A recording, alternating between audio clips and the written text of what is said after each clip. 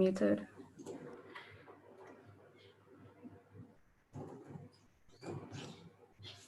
Yeah.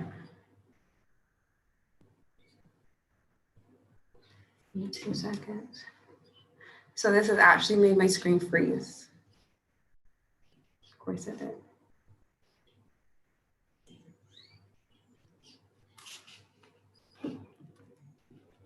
There.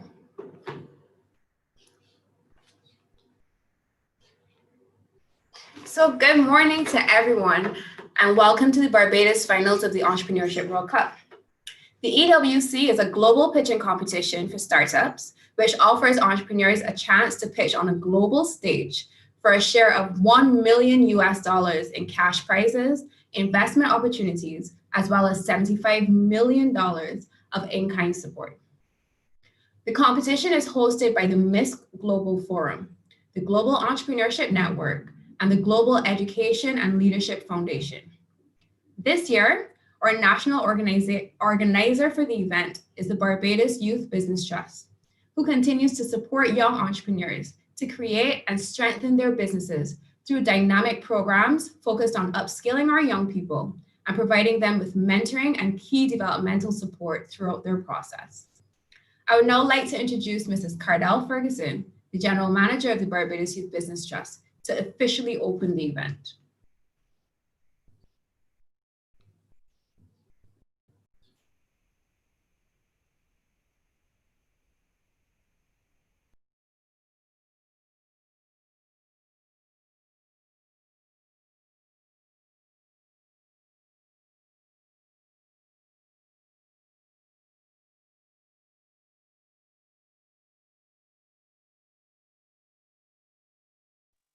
Hi, good morning, everyone. I am Cardell Ferguson, General Manager of the Barbados Youth Business Trust, Acting Managing Director of Global Entrepreneurship Network Barbados. We are so very proud to be hosting the Global Entrepreneurship World Cup here in Barbados. We are thanking everyone for joining us at this national finals. We are pleased to share with you some of Barbados's up and coming businesses that's going to change the way in which we see business as usual. Today, we are highlighting 3 successful young people who have business ideas that are looking to reimagine business in Barbados, and we hope globally. So I want you to please enjoy what we have in store for you.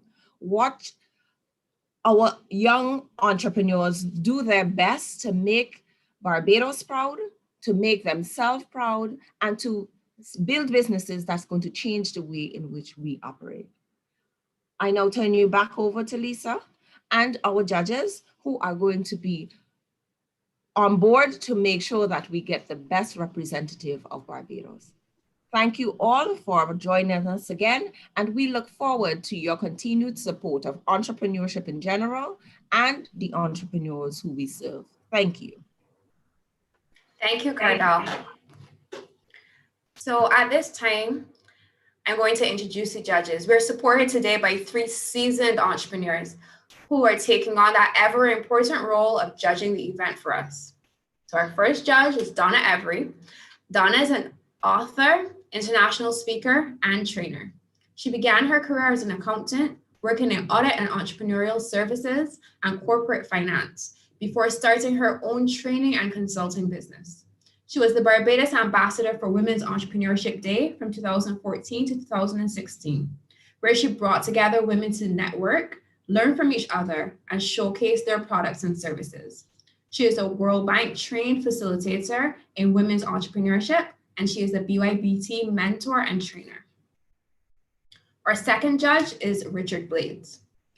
Richard has been training the workforce since 1990. He worked with teams in various sectors, including commission sales and marketing teams, hospitality organizations, the transportation sector, health and wellness sector, medical and dental organizations, cultural industries, and not-for-profits. who must still ensure revenues exceed expenditure to remain viable and sustainable. He has sound expertise in entrepreneurship, being himself an entrepreneur. He has a firm grasp of the requirements of getting into business and staying in business, which he candidly shares. He's the founding partner of Blades and Blades Consultancy Services. And our third judge is Jerry Blenman, the Executive Director of the Caribbean Center for Organizational Excellence. He is an experienced financial analyst and organizational development and change management specialist. His wealth of experience, exceeding 30 years in several technical, senior management, advisory, and directorship capacities in banking and business, together with his knowledge, skills, and wealth of experience in financial planning, business diagnostic assessments, process improvements, performance management, and organizational transformation, has positioned him to be a key contributor to institutional reform and capacity building efforts within and beyond the Caribbean. Jerry, an ISO 20700-2017 trained management consultant and past president of the Caribbean Institute of Certified Management Consultants, is also the author of Beyond the Minimum, the Blue Book of Principles for Optimizing Organizational Excellence and Achieving High Performance, as well as Excellence in Business Management and Development manuals. Additionally, today, Mr. Blenman, in his capacity as the Executive Director of the CCOE, also wears a second hat as a representative of our local event partner for the Barbados Entrepreneurship World Cup Finals. So we'll hear a little bit more about the organization and the services that he offers, or that the organization offers, as we go through the program.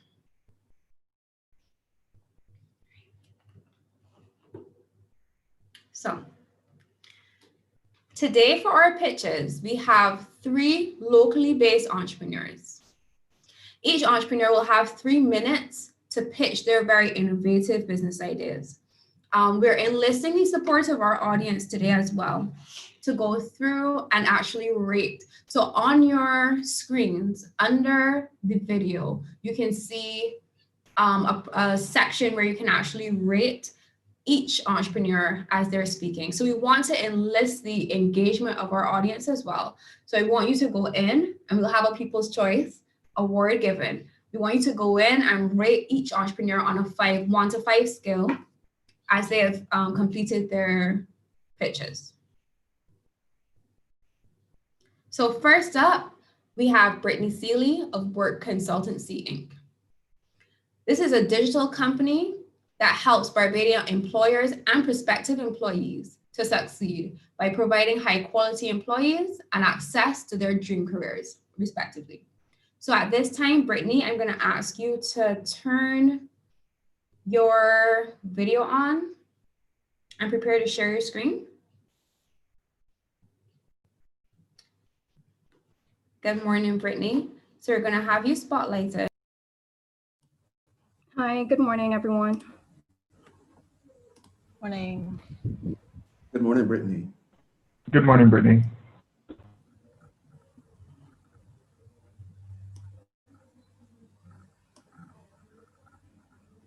All right, can you see my presentation? We can. Yes, we can.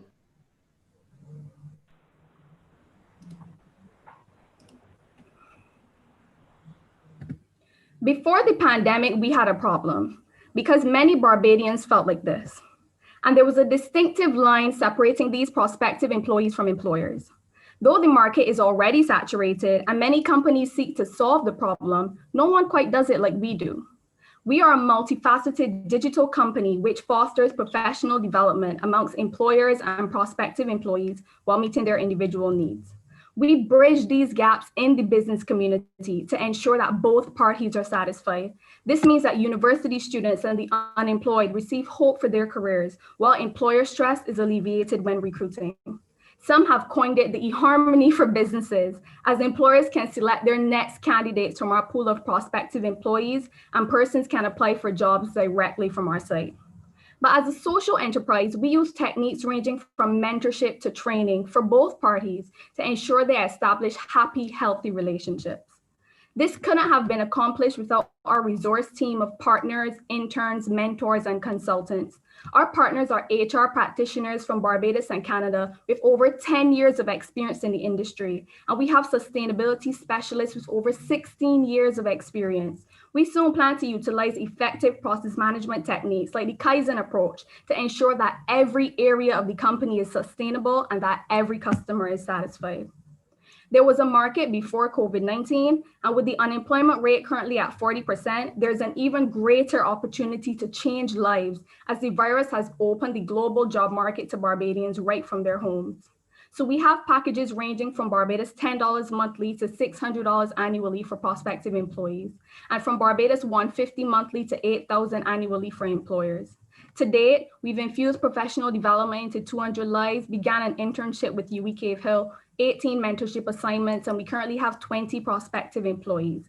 I know what you're thinking. How many persons receive jobs? Currently, no one. COVID hit us right when we were beginning to develop, and we had to go back to the drawing board. Although you can never guarantee that anyone will receive a job, we're pretty excited about the outcome of our existing customers. And given the launch of our new services, we predict Barbados 135,410 in total sales revenue over the next year. With our projected marketing for October 2020-2021, our acquisition cost is 23 Barbados dollars for prospective employees and 267 for employers. We estimate that we'll need around 500,000 to expand and establish Work Consultancy Inc. in Barbados, Trinidad and Tobago, and Jamaica over the next 2 years. So what makes us different? It's our brand, our culture, our strategy, and our structure, and the fact that we are not stopping until we see economic and social development truly stimulated through people. Thank you.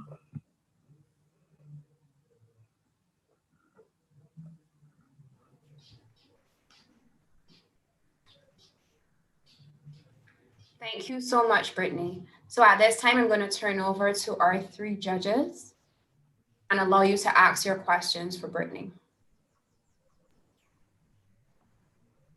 Thank you very much, Brittany. I have a first question for you. In terms of the operational framework, could you share with us a little of what you have institutionalized to ensure efficient flows with respect to the experience of seeking employment, being recruited, etc.? Because I could well imagine that that would be of critical importance to the overall operational framework and the long-term development of business of work consultancy. Definitely. So first of all, we do have handbooks in place. Therefore, that ensures that regardless of who is using the platform, whether it be a contractor or a partner, they know what their roles are. And we also exhibit feedback forms. So we constantly want the feedback from the customers so that we can improve for them. We understand through using the effective process management techniques that customer feedback is important and we need to mitigate the problems. So we use these various strategies to ensure that the framework is sustainable. Thank you. Hi, Brittany. You said that there are a lot of other recruitment companies out there, et cetera, and yours is different. And you shared a little bit about how that works. I'm just wondering to what extent you've already got into the market. I know you said COVID hit you, so you had to shut down, but how have you been able to market yourself right now? Have you all been on social media, and what tools you've been using to reach the market so far? Right. So at first, when we first launched in November 2019, and then in January, around January, February, we had around 3 employers. So we already started to penetrate the market. However, most of our employers were from the tourism industry or either in retail. So those were the hardest hit by COVID. But then we use social media, as we are a digital company. We use social media. We use the SEO tools and digital marketing. Also a lot of calling employers and using, leveraging our partners for sure to ensure that there's strategic partnerships and they would already have pool of persons who they know. They're working with us. They know that it's valuable. So then we also reach out to them. Okay. What about from the employee prospective employees say? Yes. Yes, that way we've done newspaper interviews, we've done the business report on CBC, we did a radio interview recently, and I think our internship with UE is also helping with that, because we noticed that there's a huge problem within our tertiary sector, because students really are not prepared for the world of work. So when we speak to them, we show them what we're offering, and we share this information, then they understand they can be more prepared through us. Okay, thanks. Just one more question. Because of COVID, a lot of companies now have had to, retrench and restructure and so on. So I'm thinking that may have an impact on your business. Have you considered what other things you could possibly do to counteract the economic environment that's going to be happening or has already started? Yeah, so it's actually funny you should mention that, because we recently contacted a pretty big employer in Barbados, and they love the core packages that we're offering, because we work with HR managers to strengthen their core staff, knowing that most persons aren't recruiting like before. But I think it's because of the timing, because persons would already have their budgets laid out, even with COVID. So what we do, we're going to reach out to them next year. They said, come back to us. That way, when they're drawing up their budget, they can include us and they want to be a part of the packages.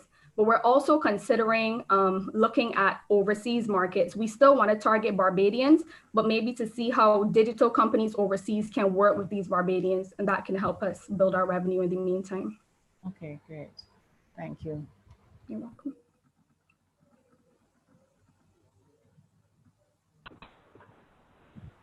I just want to ask one more question. Good morning, Brittany. I'll let Richard go ahead. Go ahead, Richard. Oh, go ahead, Donna. Okay.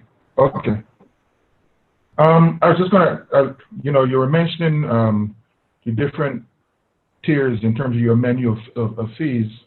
I wanted to find out from you, what kind of cost do you envisage for such an operation as you're proposing, either from a percentage standpoint or from a dollar value?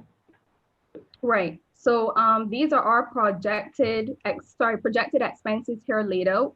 And you can see that our contractor fees is our biggest expense, because we partner with so many persons to bring this value. However, again, because we're a social enterprise, we would like to think that is our social value. Although we're only making 43,000 in profit, our social impact is so much bigger. You're saying only 43,000.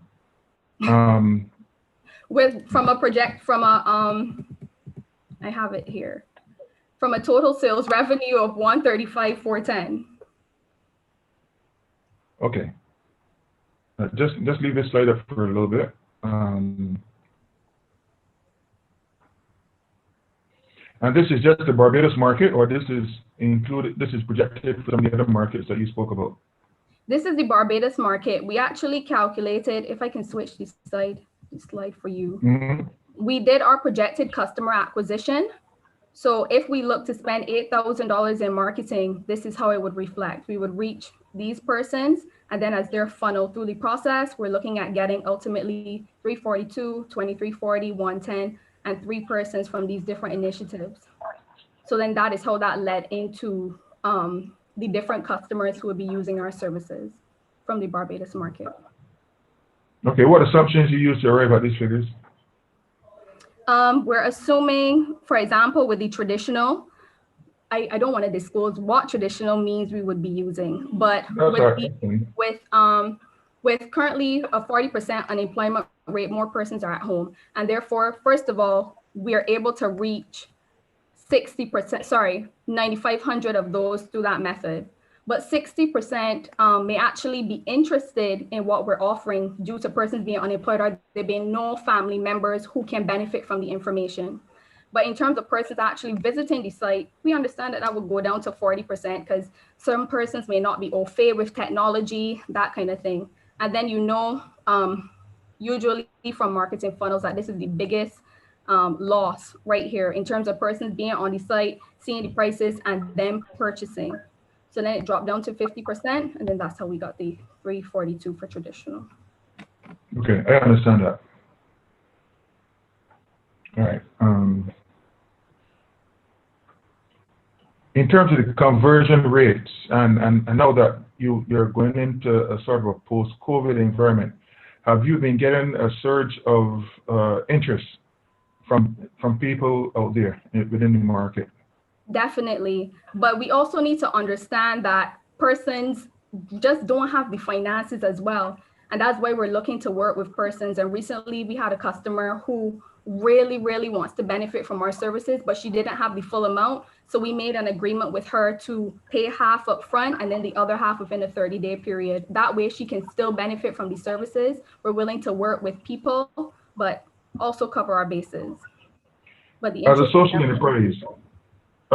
enterprise, have you considered that there probably would be entities that would have the interest of helping people become employed, and would therefore, since you're providing this sort of a service, assist you by way of provision of funds or enhance your budget so that you can realize your goals? Yes, I would love to think so. And I do think that is one of our specialities with being a social enterprise. But we do have to look into that a bit more, and some more research has to be done in that area. But if there's an opportunity to receive grants or to work with employers, especially with fulfilling their corporate social responsibility, we'd love to.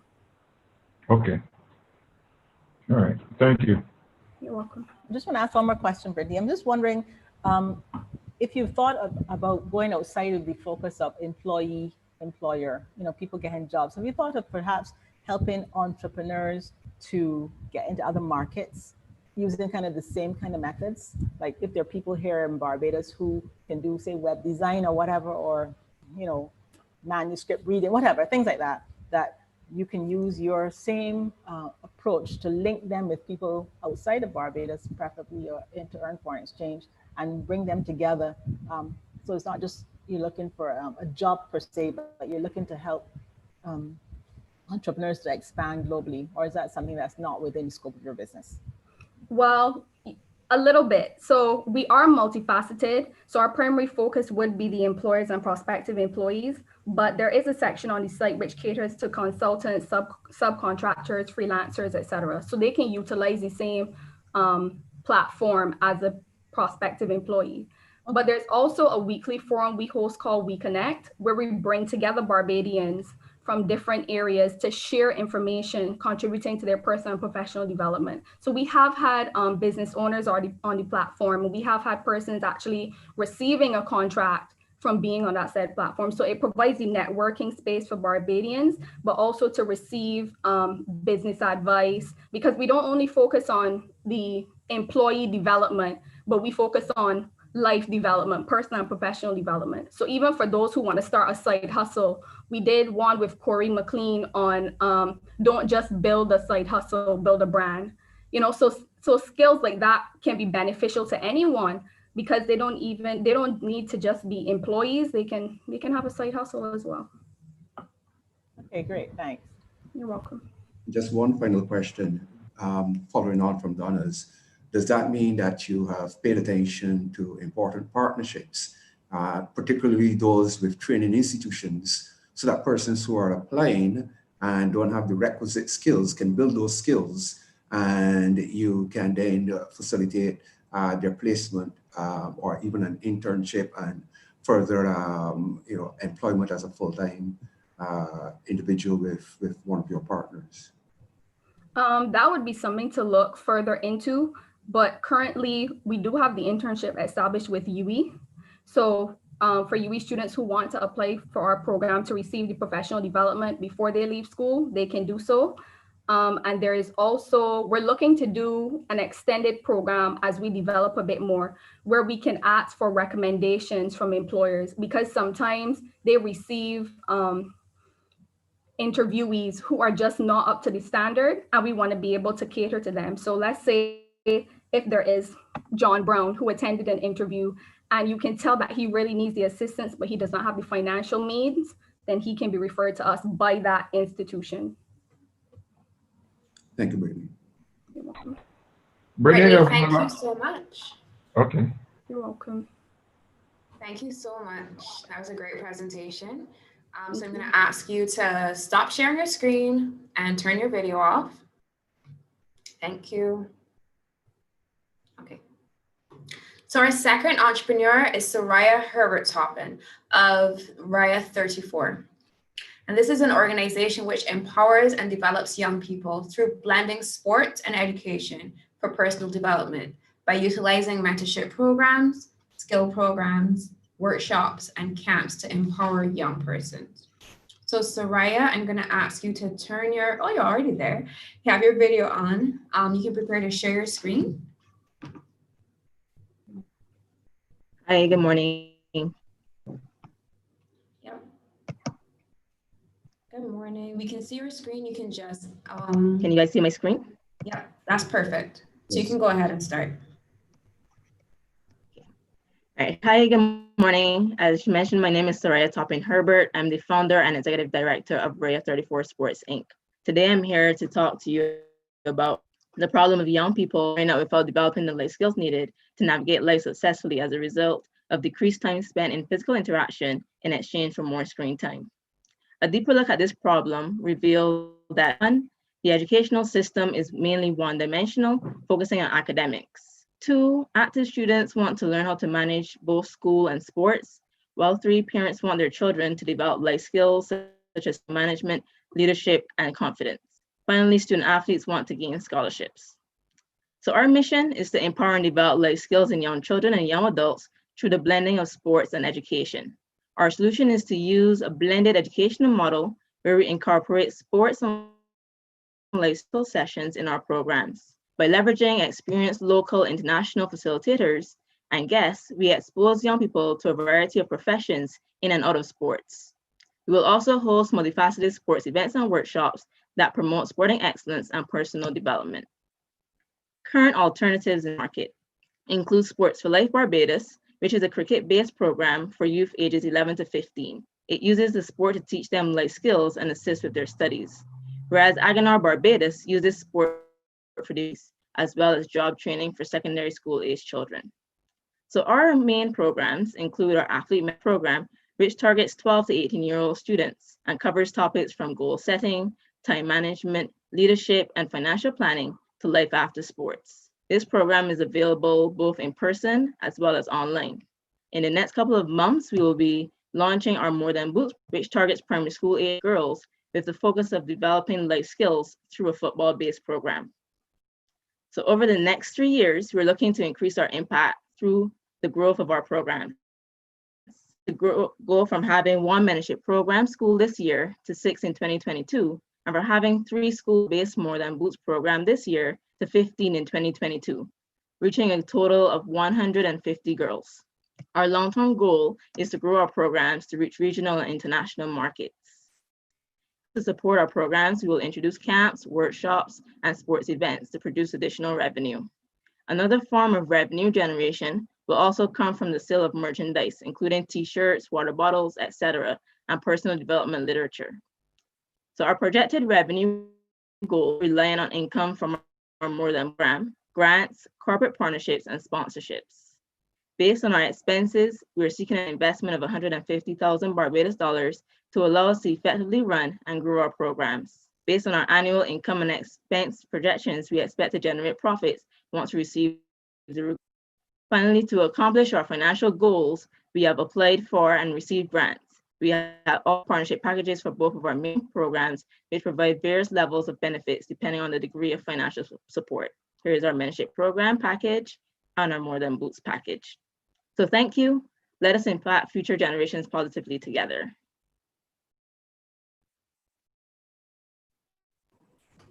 Thank you so much, Soraya. So at this time, I'll open the floor for the judges to ask their question.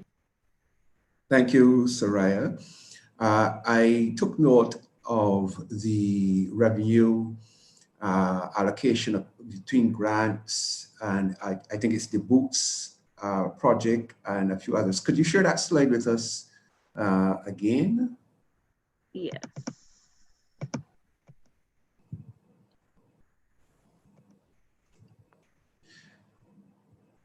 So the More Than Boots program, tell us a little bit more about that and the anticipated $70,000, which is your main revenue generating product. Tell us a little bit more about that. And I asked that against the backdrop of sports being more a recreational activity in Barbados than one of profession where persons are, aiming to be a professional sports person, et cetera, et cetera. So share with us a little about that particular revenue target. Okay, no problem. So for our More Than Boots program, initially this year, we're looking to get into 3 schools. Initially, the real target is 10 schools, which would help us to reach 100 students. And the idea is that the students, there will be a per session fee, value of $15 per session. We're hoping that we can subsidize that with direct sponsorship for the More Than Boots program, which is separate from the other areas of partnerships and sponsorships for some schools. But in terms of going into these schools, looking for the students, it's a 1-hour session where the students, the girls, they come out and they learn certain football skills, but we are really teaching them life skills. So we're teaching them teamwork, problem solving, communication through our activities. But it's a weekly session for the duration of the school year. So it'll run from, depending on how things go with COVID, it will run from September until the end of school in June and July, and culminate with a festival in July for all the schools that are participating. And at the end of the program, the girls are all gifted with a pair of football boots once they've met the participation requirements.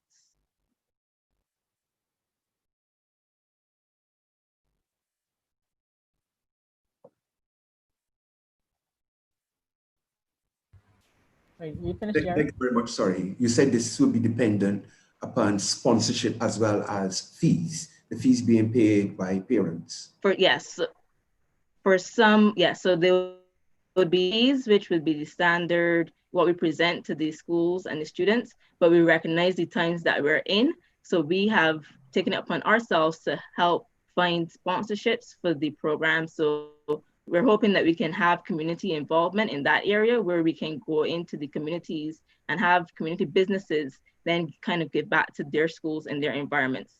So that's the way that we are approaching it. And we have, I didn't go through in detail, but we have partnership packages available here where based on their sponsorship levels, they're able to get different benefits in return. So they can either sponsor one student or they can sponsor the entire school. And then they would get branding and different benefits back. And how successful has you been that to date? Well, this program, it got a little delayed because with school closing and things like that. Right now we have one school on board, but again, we're the restart of school and how that will be done, whether it be phased and determine the logistics around that program. But we have one school on board for sure for this year, and we're currently working out the details with 2 other schools. Thank you, Soraya. Yes, Soraya, the school that you have you got sponsors for that school yet, or you have a school that's interested? We have a school that's interested, and we have a sponsor that should be interested as well. We're in the process of still going through that initial conversation. Okay. Also, apart from life skills and so on, do you have other things that you're offering to students, scholarships and that kind of thing? Are you working with any universities abroad? I think you had a scholarship yourself, did you not? Yes, that's correct. Yes, I had a scholarship overseas. I don't necessarily focus on the scholarship end of things, but what we do is we try to expose our participants to that knowledge. So for instance, earlier this year, we would have brought in a coach who coaches overseas, who would have discussed the requirements for playing in college and what they need to work on in order to reach that level. That was for our mentorship program. And then coming up, we have a boot camp next week where we brought in someone from overseas as well, who's going to touch on the mental mindfulness side of things. And she's worked with the Villanova University and their sports department. So we don't necessarily do the final end of assisting with the scholarship. We are open to exploring, but at this point, we're just trying to really educate and open and provide exposure to our participants on what is available. Are you only focusing, you talked about young girls and the football, is it primarily young girls that you're looking at, or did you say everybody? But you So we started with have, right.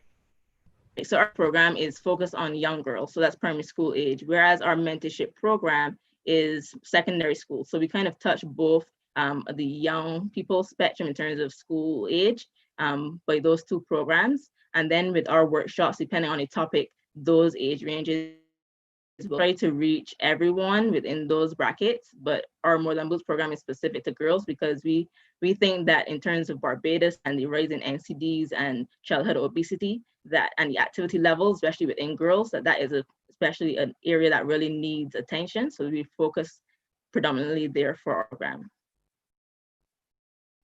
And all right, you have any thoughts of going outside of Barbados in the future? Yes, definitely. So with our boot camp that we have coming up, that one is all one. So that's why we try to really also involve international guests and facilitators so that they can also assist additional markets. And then in terms of our mentorship program, because it can be done online, we're definitely looking not probably in this year, but hopefully next year that we can open that up to international or regional markets. Great, thank you. Hey, good morning, Sarah. Good morning. Will your program feed into more senior programs so that you may get fully or partially funded by some of those existing programs that will benefit from your girls graduating and going into their programs? So we haven't necessarily looked into that area. What we have looked into is partnerships with, I guess, more horizontal partnerships. So that would be in terms of with the ministries, the different respective ministries that deal with. So we've looked into partnerships with them, where we would offer our services to them in terms of our programming. And then in regards to our students, it's really more of a supportive program that we offer. So our goal is that they will start with us, whatever age, whether it's our mentorship program, they start with us in first term, and they will continue to grow with us until they leave school. And by the time they leave school, we can give them certificates saying that they have, mastered these specific skills and they are ready to either, whether it's be to gain a student athletic scholarship. That's something that they can put on their resume that will help them to really stand out to their schools. I'm looking at your numbers here on the slide that you have up, and they're kind of ambitious in this type of environment. So are you focusing more on private schools or public schools? So we are open really to all schools. In terms of we do want to reach public schools primarily because that is where there is usually a greater need for this kind of in terms of program, but we do recognize the need. So that's why we've really put into place these sponsorship packages. These are not necessarily only local based as well, because we have in the past, in terms of our More Than Boots program, we've been able to garner a in-kind sponsorship partnership where we are able to get some of our equipment at a reduced rate. So we are also looking for partnerships like that, which will help us reduce the cost, which would then reduce the cost that we would charge to the students. Okay. I'm gathering that the majority of your sporting equipment, especially when you're giving out the gifts of the boots, are going to be coming from overseas. Yes. Do you have linkages with a broker? How are you going to be dealing with, are you going to be getting exemptions on import duties and fees? How are you going to be working that in order to get things? Have you dealt with that side of your business where you have like duty-free concessions? Yeah, so we've started the research process on that, and we're actually looking at both avenues. We're a broker to assist us with bringing in the shoes, but also go the route of also applying for exemptions for duties. But we've started the research process and started to put things in place for that. Okay, based upon what I'm seeing here, can you also show me what your expenses would be like, please? Do you have any information on that so that I can see? I have some benchmarks again. Yeah, so here, the expenses, we have the More Than Boots program, which is heavily coaching stipend and different admin tasks that go into that program in terms of keeping it running. The operational costs, a lot of that cost is actually the equipment, the purchase of the equipment, shipping, and things like that that we've allocated there, which mostly tie back into the More Than Books program. And then costs, which include providing stipends to our guest speakers, different branding such as t-shirts and things like that for our programs. And our mentorship program, this is mostly your fees. There's not a lot of physical expenses in that area. It's mostly the facilitators that fall there in that area. And then we have our general admin costs, which is the running of the organization for the duration of the year. Looking at this and looking at what you're asking for in terms of investment, I don't know if you're asking for enough investment. Okay. Yeah, well, based on our investment. My reason for saying go ahead, sorry. Is that when I look at it, I think you probably need more investment in order to really cover all these costs and still be able to keep the operation going. Okay. Yeah, that's definitely something that we're still definitely looking at as kind of a moving number, because as we continue to investigate and analyze numbers, so I would definitely take that into consideration. One of the costs that I'm missing is where you're talking about the online aspect, and you know, I'm not seeing that cost reflected here at all. Right. So that actually is tied into our costs as well. So that would be the infrastructure, which is Zoom, and then the website hosting, everything that is tied into our operational costs. I think that you got to look at it a bit more, because you're taking people's information, which means you got to look at protecting their information inside in the online environment. So what security, you're going to have to look at the security of that information, especially if it's going to be done via the internet, to ensure that your internet security is kind of tight. And I'm not seeing that cost reflected here. So that may be something you want to look at. Okay, thank you. Yeah? All right, thank you. Thank you. Is there, just one quick question from me, Soraya, is there a working relationship with the National Sports Council? Have you explored that? And if so, you know, how is that progressing in terms of blending your program at the national level? Yeah, so that is definitely a relationship that we're working on.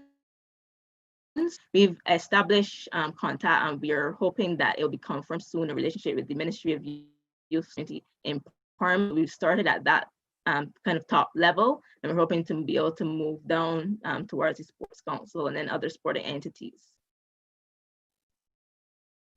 Thank you. Okay, just one last thing. You had mentioned that there's literature and other things that you use in promotional materials. Do you have those things in place right now? Yeah, so we have, in the beginning of August, we would have launched our first book. So a publication written by myself is a personal development book. So we've been selling that online. We're just waiting for the paper copies to come in, and we'll also be selling those. So that's our initial literature that we're selling. And then in terms of the t-shirts, we've done campaigns before, and we're hoping to do another one shortly. Great. It might be useful to see if you can get some of these same companies to buy some of the books from you and give to their schools, like the alumni, or you know, or some schools. Yes, yes, that's definitely an area as well. Okay, good. Thanks. Thank you so much, Soraya. So I'm going to ask you, it's a brilliant presentation. I'm going to ask you to turn your video back off while we prepare for the next person. Thank you. So our third and final entrepreneur for today is Dale Trotman of MedRegis. MedRegis aims to solve the workflow and usability issues that plague electronic health records globally by providing an efficient alternative in embryonic environments like the Caribbean. So Dale, I'm going to ask you to turn your video on now. Thank you. You can start to share your screen. Lovely. As soon as you're ready. Ready? Yes, you can start. Okay, cool. Good day. My name is Dale Trotman, and I'm the CEO of MedRegis. COVID has shown us why healthcare must evolve in the developing world. The foundation of digital health is the electronic health record. However, should MedRegis just create another electronic health record? Or should doctors choose a US solution? Well, according to Stanford Medicine, the answer is no. Why? 7 out of 10 physicians agree that electronic health records significantly contribute to physician burnout. Paper-based medical records is a nightmare and dominate the Caribbean, and those who use US solutions have workflow and usability issues. Also, there's a lot of patient connectivity outside of the clinic. There is no way in a hectic environment such as a clinic that technology should create such problems. Our solution focuses on 3 key points: duplicating repetitive processes such as prescriptions, strategically grouping related options such as diagnoses and exams, and patient portal connectivity. The target is the Commonwealth Caribbean, where 9 out of 10 doctors still utilize paper, but sees an increase in millennial doctors and has an established Gen X workforce. By 2025, the global market is estimated at $509 billion. I believe the Caribbean could be at least 0.5% of this, from which MedRegis can capture 2.5 million per year by 2025. That's the aim. The Caribbean has about 15,000 doctors, well, in excess of 15,000 doctors. And if we capture 1,500 by 2025, we can make a profit of 1.5 million per year. And this does not include earnings from nursing access and patient-focused solutions. One critical component in achieving this is the MedRegis Moonshot Project, where we offer training and discounts and target medical associations across the region. This image is a depiction of medical documentation across the Caribbean. Here are how illegible these notes can be. Here is a look at our main competitor in use in the Caribbean, Unicharts. This is an American solution. And here is the future of usability and workflow, the MedRegis electronic health record. One of our main competitive advantages is our partnership with enterprise security leaders BlackBerry, which provides access to technology and engineers to implement unprecedented levels of security and communication. Our technical lead is Joe. He is a managing director of a leading European software firm. He's decided to come on board to act as the technical lead of MedRegis. And also our health tech expert advisor is Thomas Lucasin, who's American and has been in the field for over 25 years. Our traction so far, the clinics that we've been piloting with, they are now paying customers with MedRegis. We've also piloted in Trinidad for around a year with clinics in Trinidad to get feedback and get an understanding of the market there as well. And we're currently awaiting the decision on a $50,000 US grant. We are looking to raise $75,000, which will give us, if we utilize the grant that we're getting, if we also get $75,000, it will give us 18 months runway. We're looking to have, our aim is to have 100 doctors and 25 nurses as monthly subscribers.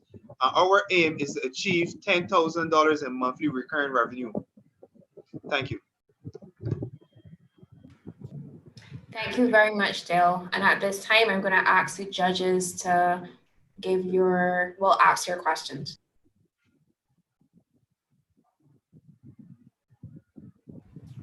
Okay, Dale, thanks very much. I'll start. I'm not very techy, so just bear with me. I'm just trying to get a grasp exactly of what it is that you're offering. Is it that you're offering to take doctors, all those records that they have on paper right now and convert them into a digital format? Or what exactly is it? Well, that is part of the plan as well, because the system allows them to do that. But the plan is to go digital. Instead of writing paper-based notes, everything the doctor enters, when the doctor creates a medical note on the patient, everything is going to be digital. So he's going to utilize, he or she, sorry, is going to utilize their laptop, their computer, their tablet, even their phone to enter these notes. They could create prescriptions for the patient outside of the clinic. Everything will be done digitally. So instead of writing and having a physical medical file, the file will be a digital file. Okay, so what about history, past history, will that be somehow be brought in, or are you starting from scratch? So it depends. It depends on the clinic, because if it's a newer clinic, if it's a new clinic, obviously there will be no history. But if it's a clinic that has history already, two of the strategies that you see the clinics using is they take the medical files and they look for the most important information or the most crucial patients and upload the most pertinent information based on that patient. So for example, if the patient has diabetes and you want past information on that clinic, you're not necessarily going to upload every single thing in the file, because you will have things, the patient may came to you for a common cold, that might not be necessary because you'll just be uploading and uploading. So I find it's more efficient to, if the patient is a diabetic, find the most crucial information you need from that file and upload it into the system. That's one of the ways they go. Or what they do is, as they, in the initial stages, as they see the patient, they will have the paper-based file there with them, and they will enter what they see fit digitally into the system based on the notes from the paper-based file. okay, understood. So basically what you're doing is you're offering the platform for them to create that. And then Yes. for that, you're charging a monthly fee. Yes, it is. Yes, I am. Okay, got you. Thanks. Thank you. Thanks very much, Dale. The question of the security of this information, to my mind, has to be high on the agenda for your company. Yes, it is. Ensuring that it is held in strict confidence because it's medical records. What provisions have you made to protect that information? And some other entity probably by error, having access to that, seeing that there are so many doctors that will be subscribing and be on your platform.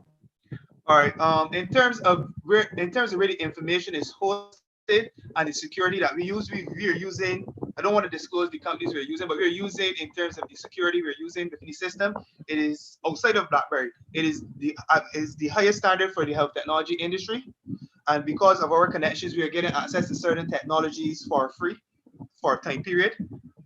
So in terms of the security, in terms of traffic in and out of the system, is extremely secure. And also where the information is stored is a very extremely secure platform. It's a platform that a lot of the major health technology solutions actually use internationally.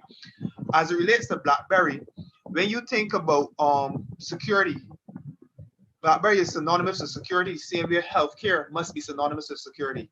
So the BlackBerry and MedRegis fit is a perfect fit, because BlackBerry are enterprise security leaders when it comes to security, when it comes to digital security and enterprise security.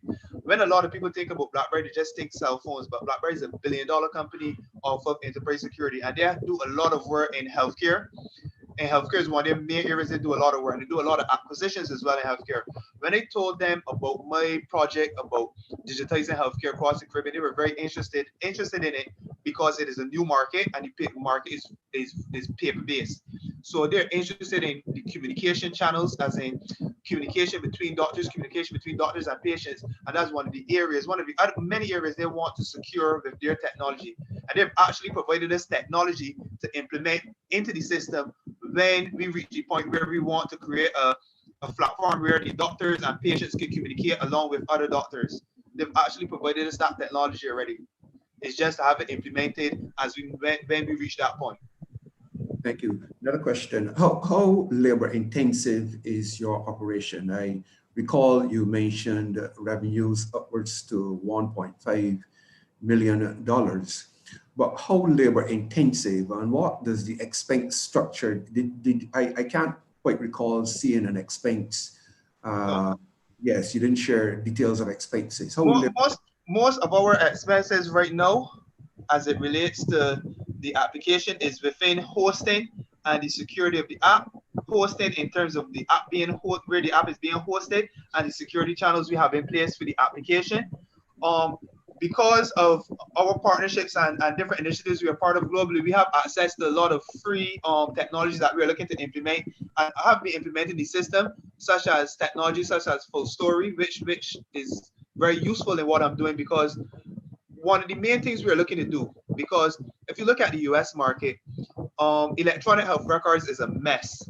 And that is because the US did a lot of things wrong from the beginning. And now because it is so widespread, it is difficult to solve. So one of the things I did with MedRegis is took things slow because I didn't just want to bring another electronic health record to market where you are faced with the same issues as the US, because then the problems will replicate itself here. What I did is took my time and did a lot of research and development into how I'm going to create this system that is more efficient than what is already out there. And based off of that and the help with different organizations like Atomic and so on, I've got a lot of our expenses, all the solutions that we use to implement within the system. Also daily have a lot of solutions where we don't pay anything for because of certain partnerships that we have within MedRegis. The main thing that comes out of MedRegis money right now is hosting, the security end in terms of the network traffic, and obviously the hosting of the website and so on. But most of the other things that we have in implementation right now, we have free for a period. Okay. And one final question from me. Who are your competitors? Have you done a competitive analysis? Who are your competitors? Yeah. And how, yes. Go ahead, sorry, go ahead. Right, who are your competitors, one? And secondly, you have identified doctors and nurses. What percentage of the market, just remind me, I know I am certain you probably did make mention of it. What percentage of the market do you anticipate having in the next year? I can't quite recall that. All right. Our main competitors is Unicharts. It is a US-based solution. And of course, one of the competitors we have is paper, because you have to think of paper as a competitor because it is what most doctors use. So you have to get doctors' mindsets. Well, not more so the younger, the millennials and Gen X, but some doctors have to get their mindset away from the paper because a lot of them already have a lot of paper-based notes already. So it's already it's going to be a hassle for some of them to transfer or even to exchange one medium for the next. So I would say mainly paper, Unicharts, and there's another solution here called Medic that one or two clinics use. It is Microsoft Access based, and I think we have a huge advantage over that because that's extremely problematic as a Microsoft Access solution in terms of missing information. I've seen it in use, missing information, duplicating patient notes, and crashing and deleting information and so on. Could you repeat the second question? Yes, the second question was the percentage of the market relative to medical professionals that you anticipate in the next year. In the next year, I'm looking to capture, well, I'm not even just looking at Barbados, because once we get the grant, we're able to do certain things in terms of development. I think we can really expand because I have a lot of clinics, especially throughout the region, has been calling and are emailing and asking us when we're ready. I think one of the biggest stumbling blocks for us right now is that we have to set up online payments because the clinics in Trinidad, what they were doing, we're sending the money through the bank, but that's a hassle. I think we can absolutely capture. I'm not even just focusing on Barbados, I'm focusing in general. I'm trying to capture at least within the coming year. If you're looking at Commonwealth Caribbean, because that's how I'm marketing fully, not just Barbados, I'm looking to capture at least, my aim is if we can capture at least between 5 to 10% of the market within the next year of overall doctors within the Caribbean, then that would be my aim. It may not reach it, but at least that's the aim I would like to set, so that I would set my goals towards that. Even if I fall short and I capture half of that, at least is a start then to move forward on. Okay, thank you very much. Quick question before Richard jumps in here. Where is the information stored, and how I know you're talking about security a lot, but is it in some cloud, or how does that work? That part of it. Information is stored in the cloud. Most major electronic health records store the information within the cloud. It is how secure is what cloud system you use and the security protocols you have in place in that cloud system. And we have some very high standards when it comes to the security protocols we have in place. We've also been working with BlackBerry, having talks with BlackBerry about how we could further enhance that, and that would be as we move forward. But as it relates right now, the information is stored in the cloud. And we're using one of the most secure cloud servers right now for solutions like digital health and fintech. Okay. And do you need to have insurance to cover any potential loss of information, client information, patient information for doctors, or you do not anticipate that happening? I don't technically how the system is set up, because these servers are backed up in various different places. I don't anticipate that necessarily happening. Okay. And are you asking for enough money? You're saying hopefully to get the $50,000 grant, and then maybe another 75. I'm not sure what it costs. You just say you're getting a lot of free things right now as well, but I'm just wondering what it costs to host and to have the security, the level of security that you need for your business. Because the agreements that we have, the hosting right now, we actually have hosting significantly reduced. We're paying like $50-something a month for hosting for the solution, and that's just because of getting assistance from various organizations. The $75,000. The reason why I say $75,000, if we get the $50,000 grant, then I would say additional $75,000, because I think this could really push us to where we need to be in terms of the updates. Because with doing a lot of research and development, I've found a lot of ways that we can further improve the application. I also know the environment I'm in, and at the same time, it would be great to ask for $500,000 or $1 million. I know that is highly unlikely, so I try to be as realistic as possible with what I'm asking for, because I'm not an American startup or a European startup. I'm a startup from Barbados. So in asking for $75,000, I know with what we need to do, I know it can be done from that. Obviously, then when we implement what we need to implement and we grow, then we will look at different rounds of investment moving forward as what a normal startup would do. But I think that amount should cover us going forward for the time being. Okay, thank you. Hey, Gail. Hi, Richard.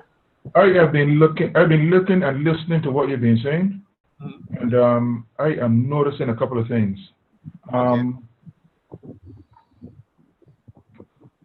So before I tell you what I'm thinking, tell me your conversion rate of clients from prospects to clients. What's your conversion rate been like? Right now, I would say it is about 50 to 60%. 50 to 60%. Yeah, because I've mostly been piloting to get certain things right within the app and to test certain things within the app. What's the average revenues that you've been getting? The average revenues is $100 US a month per clinic. Sorry, per doctor. Sorry. 100 US per doctor. Yeah. Yeah. Yeah. Okay. That's average, but right now we are running a little. We're giving a little discount because the situation is going on. So now we dropped it to like for short time period, like $50 a month. $50 US a month. By the way, not 50 Beijing. Sorry. For all the things that you said as to how good your program is, and for all the needs that you said that the doctors have, for what you've said with regards to how good your program is and the need of it in the marketplace, the conversion rate of 50%, which is high, and that's on the low end, and then at a rate of $100 US, which is not extravagant at all, I am seeing straight through that you have operations difficulty in that you're taking long. It almost seems like you're waiting for the lights to be green before you leave home, before you roll it out. You're trying to get every single thing right before you roll this thing out, rather than roll it out. Am I wrong? Am I wrong in I would say I've already rolled out. I have clinics, but it's just that in terms, I think things could be bigger if we had. That's one of the main things I want to do if we try set up online payments. I think that's the major sticking point. There are a number of ways to set up online payments. That's not a difficulty. My thing about it is I've seen businesses that started up since yours, as it's listed here, and set up online payments. I want to find out from you how soon you're going to get these issues resolved so that investors will feel confident in wanting to put their money with you. Because yes, you've got something that's good, but I'm thinking that maybe you might need to get somebody else on board who can take it to the next level. In terms of investment? Not only in terms of investment, but also in terms of managing the process of getting you up and going. Because yes, you're innovative in terms of coming up with something that is new and exciting, that you're saying holds more clout than some of the others that are currently available on the market. Yet still, I am you know, the mere fact that you're still telling me $100 a month rather than telling me that with a conversion rate of 50% that you're doing like, you know, 500,000, something is not gelling. And I'm trying to put my finger on what it is. When you say $100 per month, I mean per doctor. I mean per doctor. I understand you. Oh, okay. I understand you. But Okay. per doctor, you're saying that there are 15,000 doctors. I should be hearing then, if that's the case, it should be 15,000 US a month, basic. And then you're saying that there are so many nurses, $15,000 for what you're proposing on a monthly basis, a lot. So I want to know why, you know, sometimes you hear the saying, good thing to cheap, cheap thing to good. Are you pricing yourself too low for something that is making the claims that you claim that your work has? Maybe then people are not recognizing the value of what you're offering. You can read the last part. You said because you started to break up. Oh, I'm saying that, are you pricing your product too low? And then people are not recognizing the value of what you're offering. And that is why you're not getting that conversion. Because if you're talking about $50 a month, you know, there's software out there that not even offering the kind of value that you are here. And, you know, they're doing it. So what is there's something that is blocking you, and I'm not yet sure I've put my finger on it as yet, but there's something within your operation that is stopping you from accelerating the way that you should be. And the same way how I pick it up, investors are going to pick it up. You understand me, or are you not hearing me? I understand what you're saying. In terms of the original price we were looking at, it was $200 US a month. But in terms of initial, because of the Moonshot project and stuff like that, we offer discounts in terms to get doctors using the system and stuff like that to lower the cost to get them into the system. But our aim is for the doctor app is actually for $200 a month. And the doctors are using it, knows this, but it's just that in the initial stages, obviously it's new technology. A lot of doctors have paper in their clinics already. So it's like to entice them to start to use the system or get into the system. A lot of the younger doctors have no problems with it, especially those that are now setting up. Even those that have clinics already have no problem with it. But a lot of the clinics that are established already have a lot of paper-based records and stuff like that. Even though they're excited, is like they're used to the paper. So some of them have moved forward with the application, and some of them are a little hesitant. So we just decided to start as an introductory price to get things going. Can I ask you something for you to consider? Okay, go ahead. What are some of the objections that you're getting from established medical practices that you have not yet addressed in terms of getting them to convert to your system? Some of the objections? You can't mention paper just now as one of them. So what are some of the others? Paper is one of them.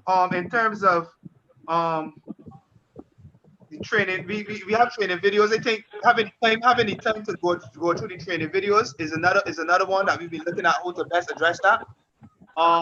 As I said, one of the main issues also is having the facility to do online payments. I think that has been one of the main things that have been an issue, because as I said, we had clinics in Trinidad using it, and that was one of the issues, because the guy that was of all the clinics, because he runs multiple clinics, his issue was having to go to the bank to make that deposit. I think if we had online payments, I think that we would still be in that, we would still have those clinics as clients. So I think that was one of our main issues. Even in terms of I had a clinic in Jamaica who was also interested in using the app. They went to spend it on the app. The issue was setting up online payments as well. Making online payments. All right. Since your issue is online payment, let me recommend something to you. Okay. Look up Payoneer, PAYONEER.com. All right. I know about it, but I will check it out in more detail. I also want you to look at getting a sales team on board. Because yes, you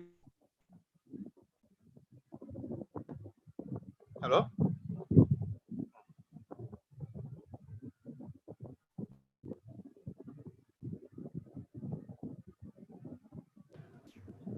It looks like we might have temporarily lost Richie. from an operational standpoint at the rollout that you're doing in terms of being able to roll out your program. You need to have a rollout strategy. You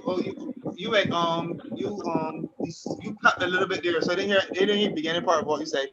Or I think yours. I said you also, apart from having a sales team, Okay. you also need to have a rollout strategy as to how you're going to roll this thing out into the marketplace. I think that those three areas may be what's stumping you: the online payments, the rolling out, the sales. Sorry, so that you can get having a sales team so you can get.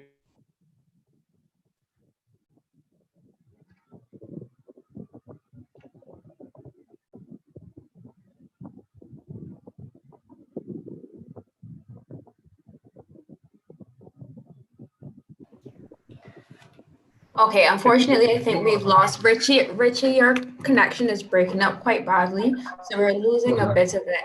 But we're gonna have a section after the deliberation where you can speak to each of the participants, give comments, general comments to each of the participants.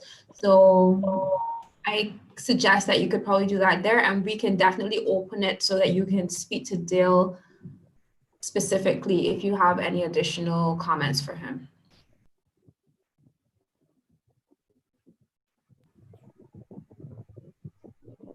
Oh. Great, Dale. So thank you so much for your presentation. I appreciate the pitch. It was great. So I'm going to ask you to turn your video off and stop sharing your screen so we can move forward. Thank you.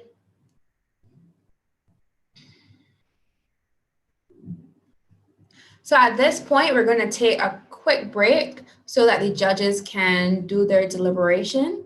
The judges are going to be placed in a breakout room by themselves, with one technical person to assist them, so that they can make that final decision. And after they've done that deliberation, a few minutes from now, we will know who the finalist is for the Barbados Entrepreneurship World Cup. So Cardell, I'll ask you to just put the judges into their breakout rooms now.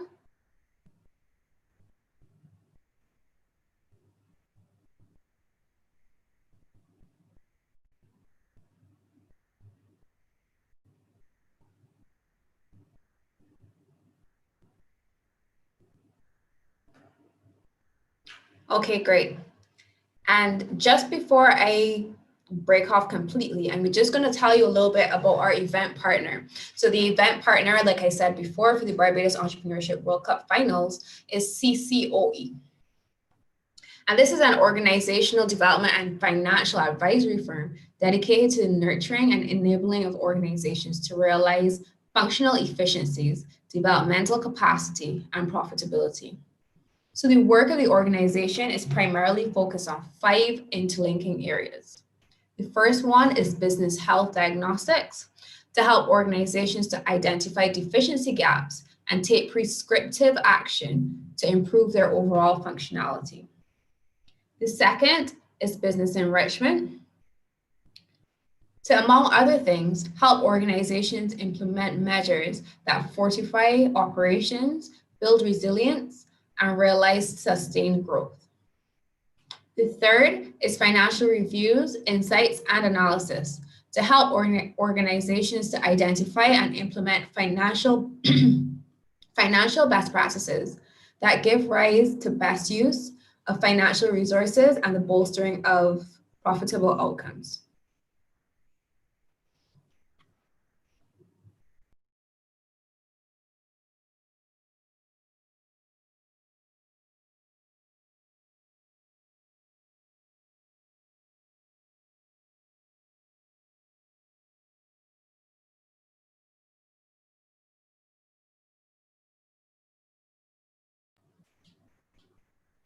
Sorry about that.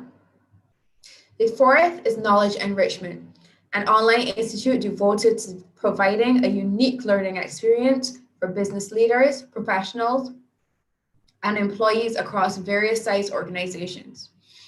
And the final element is Dialogue for Development, which is a digital news and publication arm, which is devoted to giving voice to issues of pressing importance to organizational enrichment and the institutionalization of organizational excellence.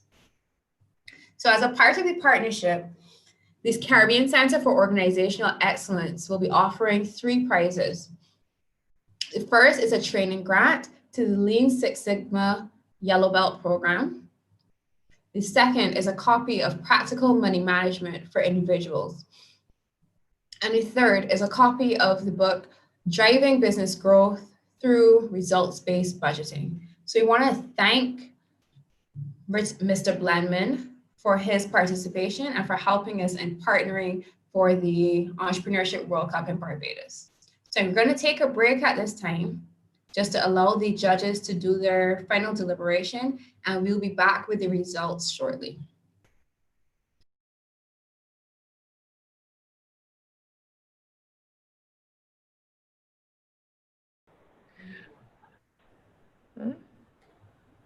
All right, good morning again, everybody.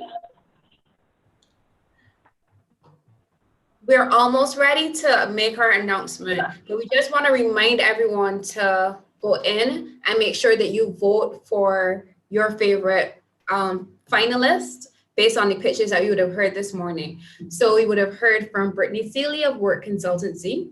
We heard from Soraya Toppin-Herbert of Raya 34 Sports Inc. And we heard from Dale Trotman of Med Regis. So we're going to give you like a minute because it's a very quick process. Just right under the video, you go in and see, you'll see a space where you can rate on a scale from 1 to 5. Just rate each of the pitches very quickly. We're going to count you down for 1 minute. And once we get everyone in, we'll know who our people's choice is as well.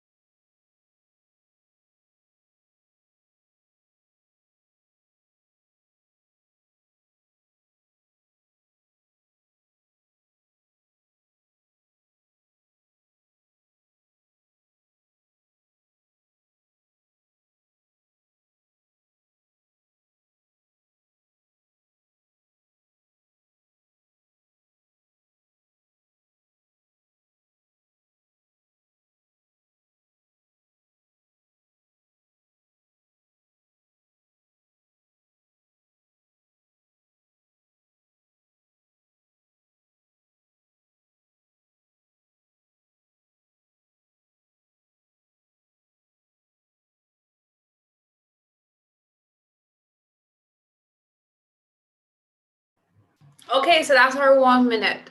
I'm just going to check in to make sure that we have a People's Choice awardee. And then I'm going to hand over to each of the judges and just ask them to make some comments on the presentation so far, make some general comments to the finalists, and then we can move forward.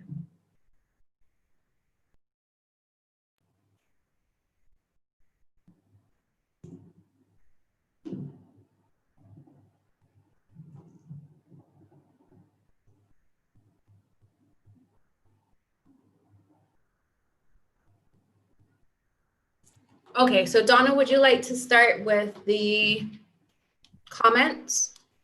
Sure. Welcome back, everybody. I think you all have 3 great businesses, startup ideas, and so congratulations for making it this far. There is some work needed in some of the areas, which I'm sure we will can chat with you about one-on-one.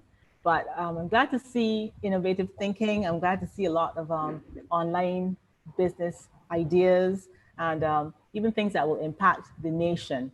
So I'm really glad to be a part of this, and I wish you all great success in the future. Thank you.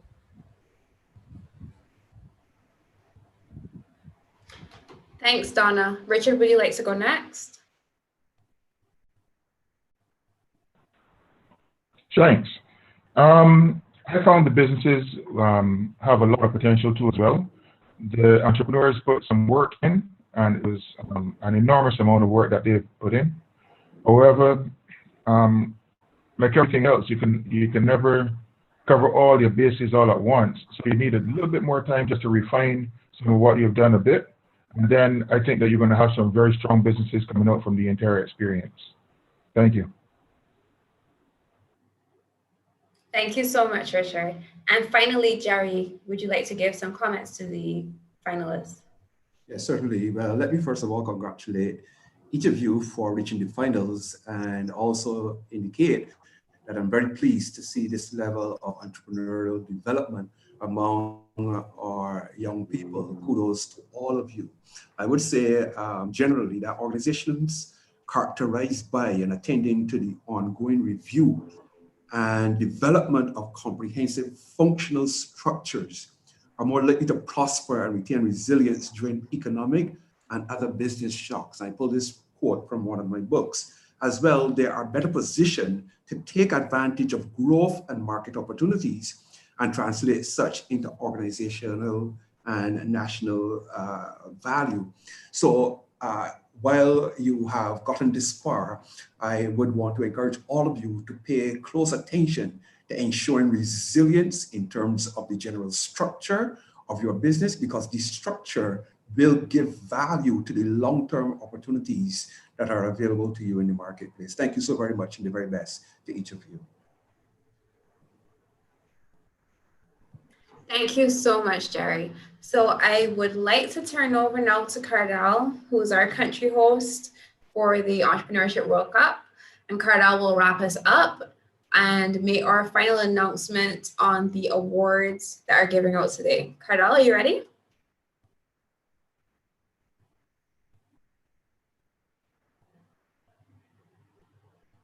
Sure, I am.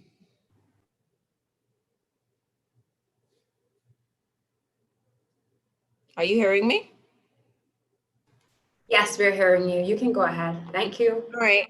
So I must say a great congratulations to the 3 entrepreneurs who made it into our final. You did great job in representing yourself, your business, and the youth of Barbados. And so I must say to you, I am very proud of the effort that you would have put in today in making sure that we in Barbados know more about your businesses and to share your passion for what you're doing with the world. So congratulations to each one of you. Our audience has chosen, and so I would like to say congratulations, Soraya. You were chosen the audience choice. So let's all put our hands together for Soraya. A great big round of applause for you. The audience really loved what they saw from you, and they chose you as their choice for entrepreneur. So we heard from the judges. The judges has given lots of great feedback on your businesses, on what you're doing, on your way forward. And so I echo a lot of what they would have said. We have created packages of support for you to get you the structure, the scalability, and the support that you need to grow your business to the next phase. However, as with all competition, there can only be one winner. And so today, at the end of it all, I am disappointed that we couldn't give each one of you the position to represent Barbados, but I know that we have a pool of persons that we can rely upon and depend on to get the story of entrepreneurship and business development out to the world, to let the world know that Barbados is playing with the big leagues. So today, it gives me great pleasure to introduce you to Barbados's representative to the Entrepreneurial World Cup. I think I should read you the information on the next stage before I go from there. All right, so I'll read the information on the next phase and then I'll tell you who will be that person going to our next phase. So the Entrepreneurial World Cup is going to take place in 3 phases. So we have the local phase where all of our participants would have sent in their applications and they would have been judged offline by panels of judges in 3 phases. We had a screening, we had judging for the round 1, and then we had the national finals. We had 11 persons completing their applications. We had 23 persons starting their applications and not completing on deadline. So I must say thank you to those persons who stayed the course and brought it to the end. The next phase, which is the national finals, which is what we're having right now.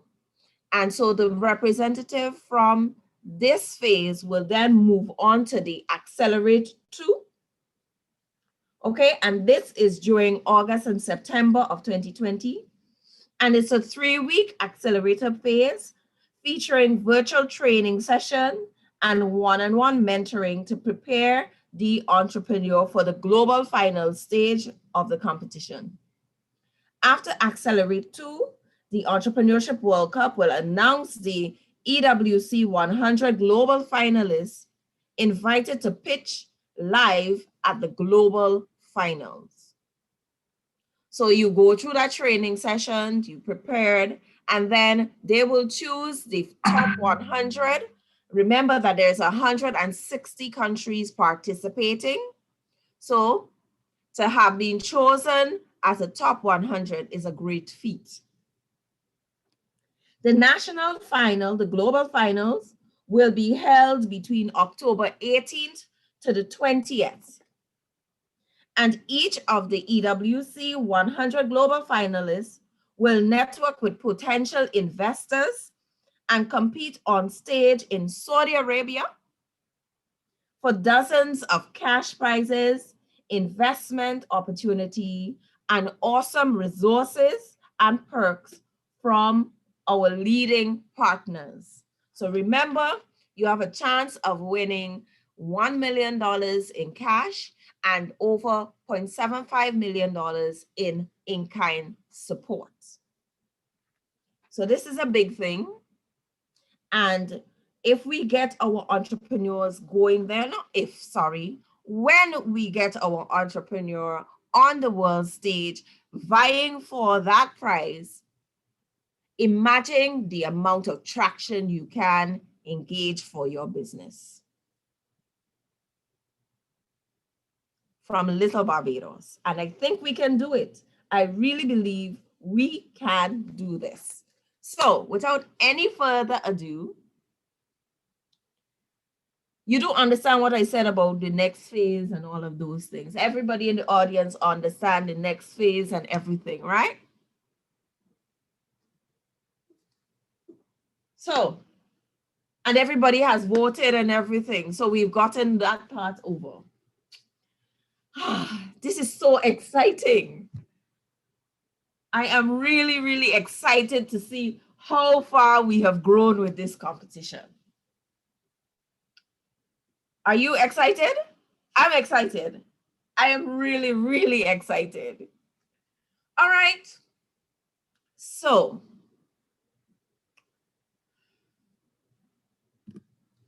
our national winner, by unanimous voting was Miss Brittany Seeley. The judges were very impressed with the structure, the scalability, and your ability to confirm where your business is and the potential for its growth. So congratulations, Brittany, and we wish you all the best. Again, we say that we are here to support you. We are here to ensure that you are ready for the world stage. I'm going to stop sharing and I'm going to give Brittany the opportunity to say a few words. Hi, everyone. I truly want to say thank you to all of the judges and to the BYBT team, the EWC team, and I just want to really thank all of you. This is a huge opportunity, not only for Barbadians, but for young people, because I'm 20 years old, and it shows that with the support and hard work, determination, young people really can change the world. So this is so much bigger than me. So truly, thank you. Great job, Brittany. Great job. Awesome. Congratulations, Brittany. Excellent work. Thank you. Congratulations, Brittany. Congratulations, Brittany. That was phenomenal. Thank you. Thank you so much. Permit me to also say to Dale and Soraya. Permit me to also say to Dale and Soraya that if there were other first places, then you would have been also able to compete quite well for first place. And I want to encourage you to, keep the fire burning and don't in any way be dissuaded. I believe there's tremendous potential in what you are doing as well. The very, very best to you guys. So as we are about to wrap up, I'm asking all of our participants to turn your video on and let's say a good heartfelt thank you to all the people who joined us today, to all of the judges, to all of the team from Barbados who pulled this off. I would like to say a heartfelt thank you. And to everyone who is watching us today, we say from Barbados, we have entrepreneurship on the wraps, and we are out to show the world. If you need guidance, on the wraps. Dale, you were saying something? Dale, you were saying something? what was saying? Oh, I was telling her, I was saying if Brittany needs any was last year's better or guiding her through the process or what is expected and how the process is in Saudi Arabia and stuff like that. Okay, that's very helpful. All right, so thank you everyone for joining us. Thank you for being part of our national finals. Thank you for all the support that you've given to our entrepreneurs. We ask you for continued support. Remember that Brittany is now going to be representing Barbados, and as such, all of the support that we can lend behind her to get her ready for coming back to Barbados with that foreign exchange would be greatly appreciated. Okay?